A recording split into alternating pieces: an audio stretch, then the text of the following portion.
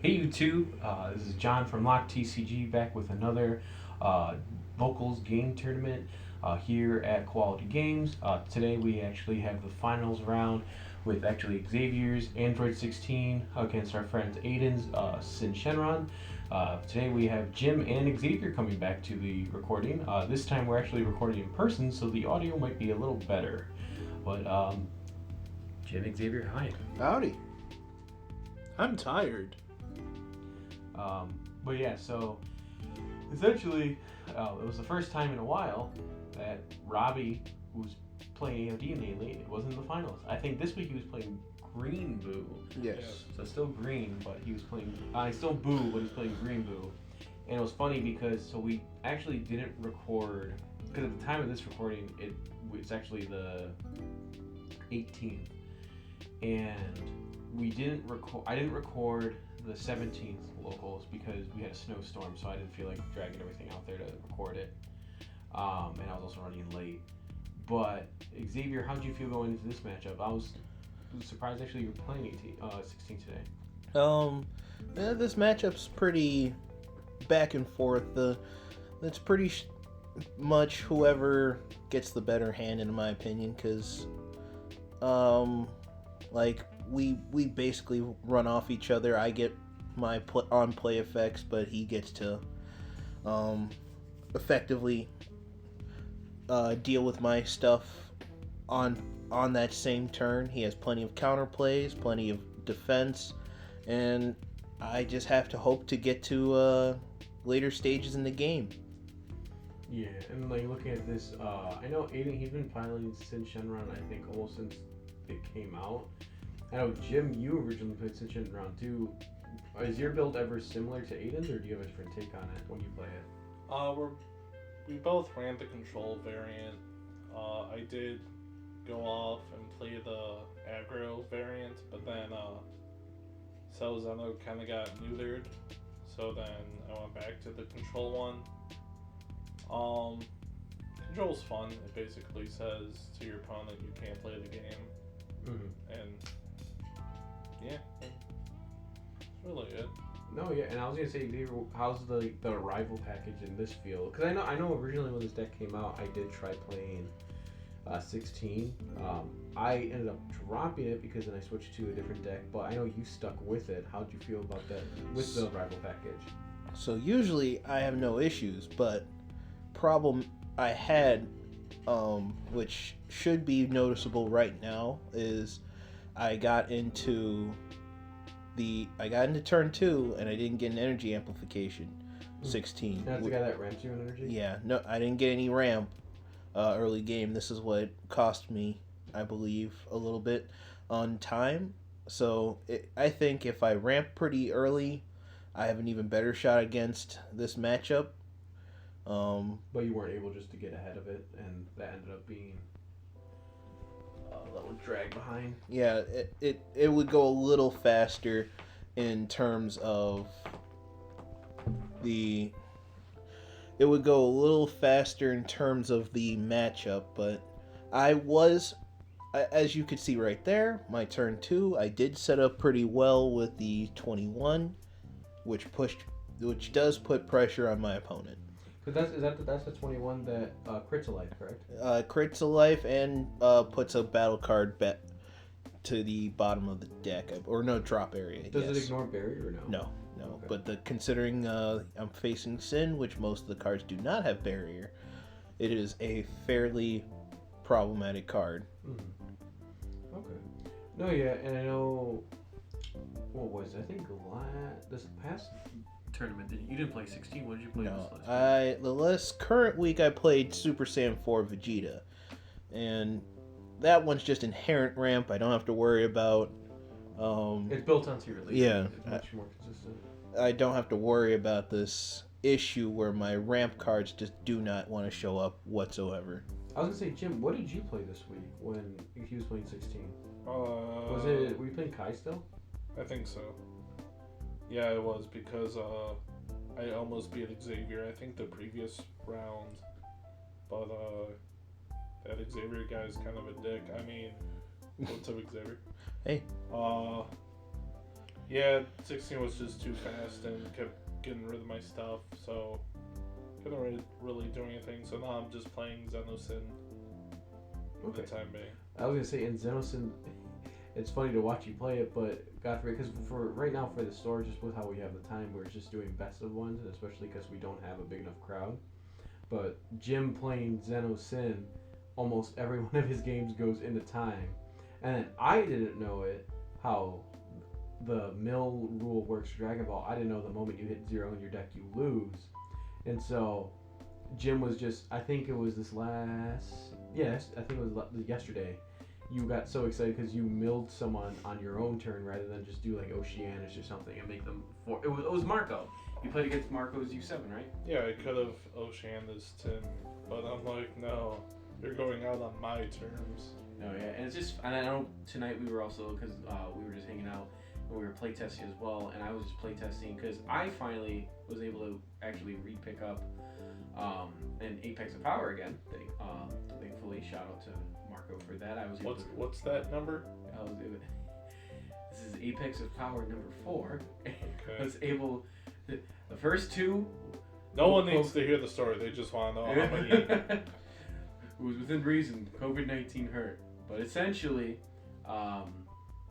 with Apex of Power not being back, I'm probably gonna try to invoke one of the locals before set 16.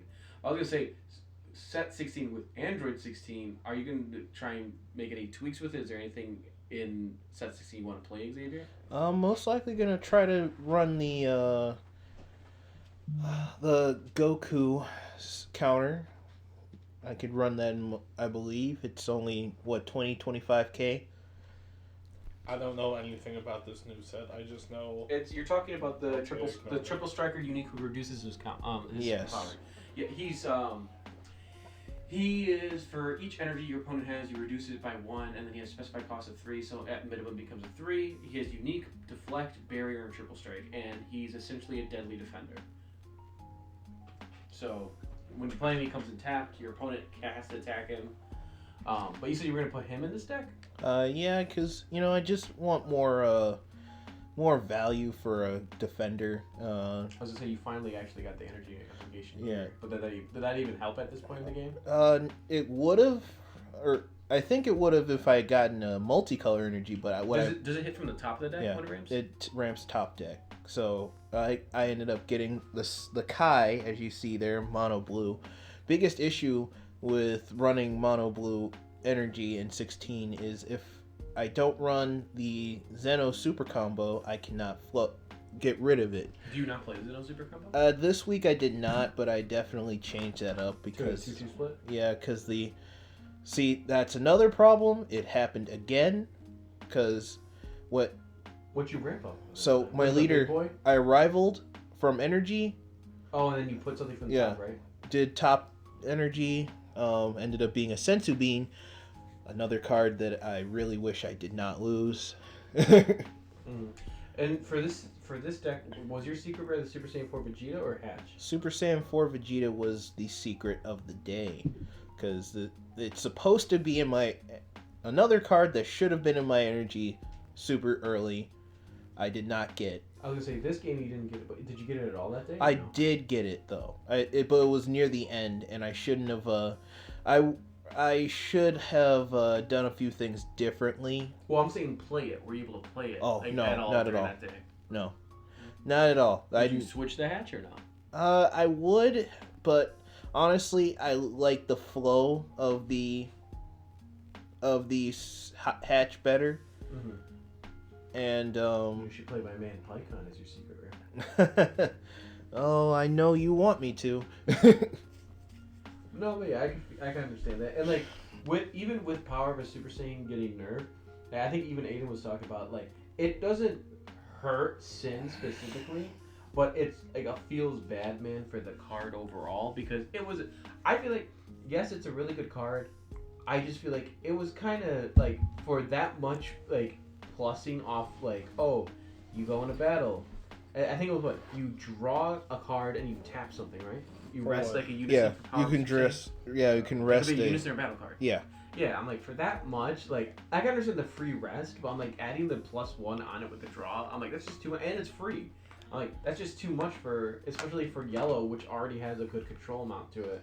And I know earlier we were talking about the Meki Copper Unison that Eden just played. I think that Unison's going to see a lot more play in the next format because I personally think it's a very good force drop Unison. A lot of yellow decks can get to turn 4 very easily. And then even with a tap, like even not turn 4 or turn 5 when you play it, it's such a good Unison to have on the field. Because he has blocker too, right?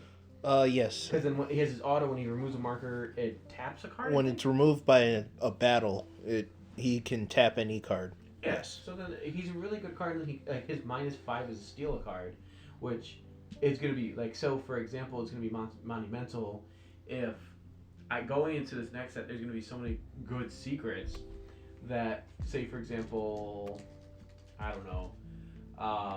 See, right there. There's Vegeta. I can see that now. I had no 16 arrivals. That Vegeta looks familiar. Oh, I know, right? Looks super familiar. But Dragon Ball Super. Card game. But I feel like going next one because I'm really excited for the Vegeta Secret. I think it's gonna be a menace. But I was gonna say there's yellow cards that can stop it too, because like there's yellow cards that say it comes in negated effects and tapped, aren't there? Mm-hmm. So essentially, like I was gonna say, if you can do that, and then the next turn Meki Cabra to steal the Vegeta. And then, like, say your aggro opponent went all in, they only have 1 life, you kill them with their own card. Mm-hmm. Like, it's really good at doing that. And everyone, because only one, oh no, wait, because you'd have to use a 2-step counter, because he has deflect.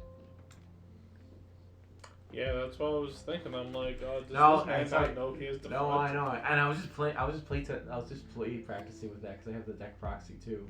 That set, I am so excited for. You were making a face, Jim. Would you like to share with the crowd? Xavier kept shaking his leg while sitting on the couch, and it was bothering me. So I told him to stop it and give me a dirty look. So Jim, what are you thinking about this match? Do you like Android 16? Do you No. like Sin? But you love Sin, right? I do like Sin, yeah. Now I know you got rid of your Sin deck to Joe, but are you gonna try to revisit Sin at all in the next set or no? 100%. By the next set. Oh, next set. There's nothing that's like eye popping for next set for Sin. What? Sorry. What? Go on. Sorry, go on. I was just No. Go on. I was upset because both of my Kais are in energy when I needed them. Because every time I kept getting rid of cards, he would play cards on my turn. See, and now see, the one thing is though, I know a lot of people complain about it. I know you mentioned it earlier. Going into set 16, you think Soul Striker is going to get hit? I don't think Soul Striker is popular. There's a lot of representation behind it, but it's not like, I can understand the annoyance behind it, but it's not like meta defining. Like with all the tops and everything, they even said it that I know a lot of discussion posts go about it. The deck is very universal. Like, you can have a bunch of variants for Soul Striker. It's just, I feel like people are getting tired of seeing it, which I can understand they're tired of seeing it, but like, you're tired of seeing it, but it's not a real problem. I can understand, like, at locals, it's kind of like a, oh god, not again feeling. Like, I know, like, the 1 week when it was brought to locals against Robbie, when Robbie was playing it, I think it was the last video. It's not like a feels bad memo. That was the first time I've actually played against Soul Striker in a while. It wasn't like totally overwhelming, but it's also to the point where it's like I hear from other stores, like, they just never stop seeing it.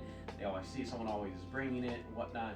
But I feel like with this locals, it's not like I know for me 1 week, because we ordered the Volume 2 collection.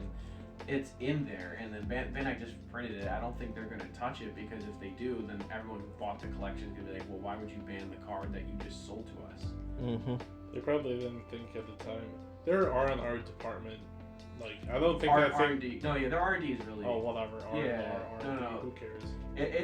Their R&D really like not dodges the bullet. They just like step in front of the bullet. They and don't. say They shoot just again. don't exist. No, it's like, and because no, I'll agree, because that's the same thing. Like right now, the controversial ruling is how they rule Mafuba and the end of turn effects. Apparently, they changed that where Mafuba works. But was that in the post that they posted today or no? As of the 18th? Some dude, John Fazen something Burger. I don't know what So wait, was it a judge who posted or official Dragon Ball that posted? I believe that was a judge who posted that. So if the judge posted, that's good for now, because then most stores can adopt that ruling. It's just they want an official post from them. I believe this dude is like. No, like I'm not denying he's not a judge. No, I'm not saying judge, but I think he's like a top tier, like a level 2 and above judge. No, I think he's like actually a part of Dragon Ball Super. I don't like the American test team. Yeah, I believe so. So the only thing is that I know they can in the judge groups. I think it's because you're in one of the judge groups. They can make a ruling there, and then you can hand down that ruling to locals. It's just that most people would like to see it also come from the company itself, just being like, oh hey. And for those who don't know, so the homophobia ruling that they initially did was when they did the pause for a half second. Xavier, what is that Android 1762? 1718. 1718. So pay 8, hard play it. It has deflect, double strike, dual attack. When it comes in, I can pop everything. Ignoring barrier does not KO, just sends them into drop. And at the end of my turn, I untap an energy. This was originally supposed to be the end game here. But he was able to stop it all. He has too much life. That was my biggest problem. It's a good boss monster too, and if there's power of Super Saiyan. But I was gonna say for this game also do note we are playing post set 16 bandless, so he only has 1 power of Super Saiyan, I believe. I just want to say this, Xavier, when you said that he has too much life, I've noticed this about you. You focus on unisons way too much. Like even hold on. Even if the unison, like, say the Piccolo Jr. unison, just the draw 1. Like, yeah, that's annoying. They're going to keep drawing 1. But you specifically, you only focus on unisons. So with that, I know, like, if it's a blue deck, that's understandable. And I think at this point... Oh, no, he did the... See, the 7 energy, right? Yeah. He did the leader skill. The so 6 energy. With Xavier, I feel like it's unreasonable to an extent because I know there's a lot of blue players. Like, for example, like, I play blue. Like, I've been playing Super Saiyan 3 Goku. And I think I was playing it this local, too. And they do target it, and that's fair because... By turn 2, I can have the blue unison on the field. Yeah. But in other decks, I do agree, because, like, even in Piccolo Jr., there's not, like, a whole, like, yeah, you have Wolfing Fist, yeah, you have Yamcha, but it's not, like, the worst thing in the world. It's not like he's hitting you with, like, a heroic prospect. And I do agree with you, Jim, because that does happen. When playtesting recently, I noticed he didn't do that too much, because I think the reason was because I was also I was playtesting starter Vegeta, and he has the counter attack built into him, so he stops it and then gives him plus 6k. But other than that, I feel like once a unison gets to an X amount of markers, I don't care. What? but like no, if it's you'll early, go after like if it's early, that's fair. If it's early game, so like fair. In this matchup, like, I didn't actually care about his unison as much. Because he plays him turn 4 at 4 markers. Yeah. At that rate, you're so late in the game. There's no point hitting it. But so also, like, why is he so? Because so I couldn't play? hit him. That was the I didn't play anything. Listen, I stand by, or I admit I am wrong, but I'm standing by because I don't want to admit I'm wrong. You only focus on unisons. That's where I'm going with this. So the one thing I am going to get back to before the video ends is going back to the Mafuba ruling was the way it was worked is Mafuba says until the end of your opponent's next turn, the card is treated essentially as it's not a card. And they ruled it that the end of the opponent's next turn is the next end phase, is what they initially said on the Q&A for the rules section. And everyone was, there's a Trunks ruling for like the life revealing Trunks, a bunch of stuff they showed that was just like so like weird, and like that's why I agree with Jim, like their R&Ds, like why would you make rules like this? But outside of that, so like essentially that's the whole thing behind Mafuba. I'm glad a judge actually ruled on it because a bunch of people were making a big thing about it. But for our locals, I definitely know we were saying no, Mafuba still works the same because until they say something, why would you not just then errata to say until the end of this turn, until your opponent's next end phase? Which because there's cards that say that. But going back, end of story. Yeah, Xavier just aggro down Unisons. In this case, Xavier did get bodies on the field. You got the promo 16 on the field. Was he defensive or No, what? I used it to pop a different card. So I comboed out of one hit and used him to KO another card that he had out on the board. Mm-hmm. Do you run a lot of negates and floodgates in this deck or no? I do run a decent amount of negates. I just don't have any real floodgate. See, like... I was gonna say you hardcasted that too. Yeah. So... It was basically... I finally got whittled down. Didn't have a lot. You didn't do the block. Oh wait, he negated it, right? Yeah. I forgot he had the sin, so you just negate the blockers killing it. Yep. And that gives you... Then I gave him the game win, and... So, like, my biggest misplay, I shouldn't have played the 17 to 18 right there. So early, you should have waited a little longer. I should have waited. I had way more defense. I could have started charging things. Because he couldn't have did the leader ability next turn either, right? So, yeah, my next turn, like, if he had gone and done the leader ability, I would have probably had enough energy to just keep arrivaling everything. And on my turn, arrival in the Vegeta and gone in for a possible kill. No, yeah, I get you. But anyway, guys, that's it for the video. Stay tuned. We'll try and get some more locals videos going on, and especially approaching set 16, we're going to definitely have a bunch of decks. Since we are planning on breaking a couple cases of that, because we have a lot of deck ideas we want to go through. Else, thank you for coming over to LockedTCG and enjoying the vault content. My name is John. We're with Xavier and Jim, and we'll see you next time. Yeah. Peace.